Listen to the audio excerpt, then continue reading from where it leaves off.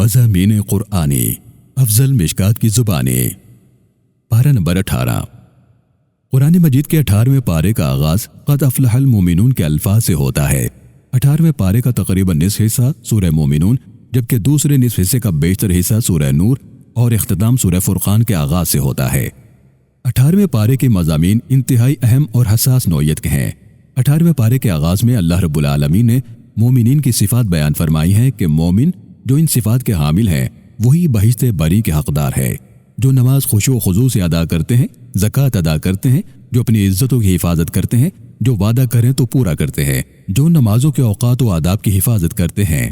اسی پارے کے آغاز میں اللہ رب العالمین انسان کی تخلیق کے مراحل تفصیل سے بیان فرماتا ہے کہ کیسے ایک بے قدر جرثومے کو اللہ مرحلہ وار گوشت پوش کا جیتا جاگتا انسان بنا دیتا ہے۔ وہی ہے جو اس نطفے کو تاریکی کے 3 پردوں میں پالتا ہے، رزق دیتا ہے، اور وقت مقررہ پر وہ ایک ہنستے کھیلتے بچے کی صورت میں تاریکی کے پردوں سے نکل کر اس دنیا میں آتا ہے۔ وہی اللہ خالق ہے۔ اسی مقام پر اللہ تعالیٰ اپنے خالق ہونے اور رب ہونے کی نشانیاں بیان فرماتا ہے کہ کیسے اس نے زمین و آسمان اور جو کچھ ان کے درمیان ہے سبھی کو پیدا فرمایا۔ اسی بارے میں اللہ رب العالمین نے اپنے چند نبیوں کا ذکر کیا ہے، جن میں حضرت نوح، حضرت ہود، حضرت موسیٰ اور حضرت عیسیٰ علیہ السلام قابل ذکر ہیں۔ قیامت کا ذکر کیا ہے کہ وہ اللہ تمہیں پھر سے زندہ کرے گا اور تمہارا محاسبہ ہوگا۔ نامہ اعمال کا ذکر کیا گیا ہے کہ وہ ایک ایسی کتاب ہے جس میں تمہارا ہر ایک فعل، ہر اشارہ، حتیٰ کہ تمہاری نیت اور ارادے تک کو محفوظ کیا گیا ہے، جو کل روز قیامت تمہارے سامنے پیش کی جائے گی کہ پڑھو اپنی زندگی کی کتاب اور ہمارے سوالوں کے جواب پیش کرو۔ اللہ نے کوئی چیز بیکار پیدا نہیں کی اور تمہیں اسی کی طرف پلٹنا ہے۔ وہی اونچی شان و عظمت والا ہے۔ پھر قرآن حکیم کی لازوال سورت کا آغاز ہوتا ہے جسے سورہ نور کہا جاتا ہے۔ اس سورہ مبارکہ میں اللہ رب العالمین نے زندگی گزارنے کے رہنما اصول بیان فرمائے ہیں۔ سورہ نور کے آغاز میں اللہ رب العالمین نے بدکار مرد اور بدکار عورتوں کا ذکر فرمایا کہ اگر خدا نخواستہ شادی شدہ یا غیر شادی شدہ مرد و عورت بدکاری کے مرتکب ہو جائیں تو ان کی سزا کیا ہوگی۔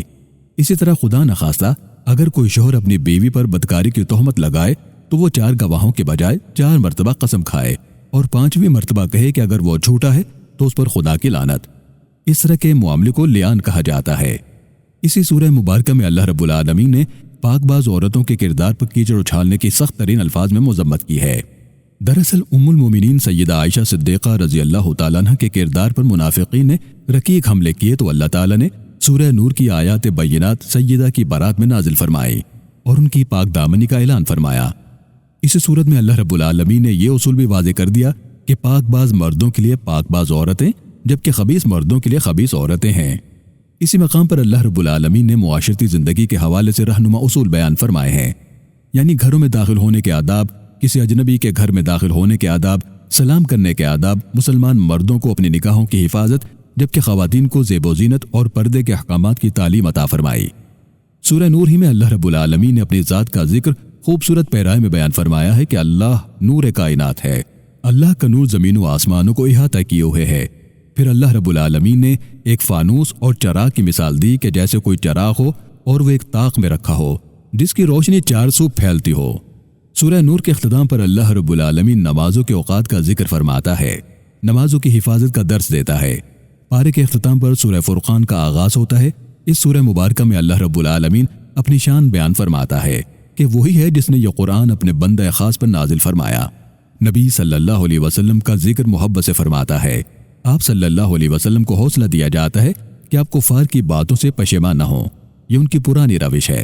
یہ پہلے رسولوں کو بھی یہی کہتے تھے کہ تم تو بشر ہو، اور یہ آپ کے بارے میں بھی یہی کہتے ہیں کہ یہ تو ہم جیسے انسان ہے جو کھانا بھی کھاتے ہیں اور بازاروں میں چلتے پھرتے ہیں۔ ہم ان کا محاسبہ کریں گے اور ان کے لیے جہنم کی آگ تیار ہے۔ اللہ تعالیٰ ہم سب کو قرآن مجید پڑھنے، اس کو سمجھنے اور اس پر عمل کرنے کی توفیق عطا فرمائے۔ آمین۔